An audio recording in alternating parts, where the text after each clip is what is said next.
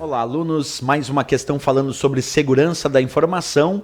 Vamos à leitura da questão aí na tela do computador, dizendo assim: com relação a gerenciamento de informações e a aplicativos para segurança, julgue os itens subsequentes.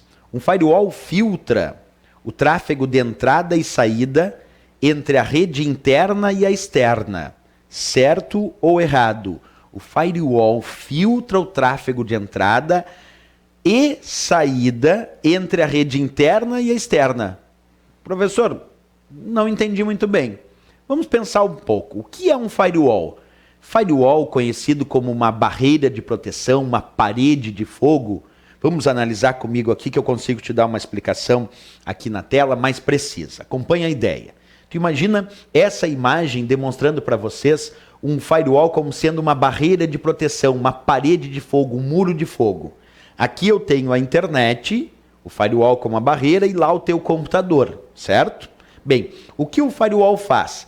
Ele serve para evitar tentativas de invasão ao teu computador. Ele evita que hackers ou programas mal intencionados possam invadir o teu computador. O firewall serve para isso, para evitar tentativas de invasão ao teu computador. Só que um detalhe, como ele faz isso? Ele filtra pacotes de dados.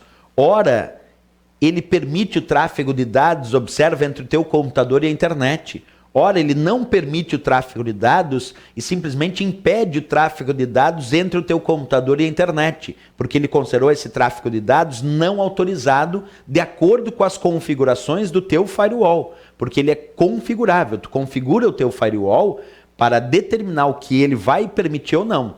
Outra coisa, o firewall pode ser usado tanto para impedir, isto é, bloquear ou permitir tráfego de entrada, mas ele também pode ser usado para bloquear ou permitir tráfego de saída. Então ele serve tanto para analisar tráfego de entrada como tráfego de saída de dados. Outra coisa, ele é muito útil para proteger um computador de uma rede externa como a internet.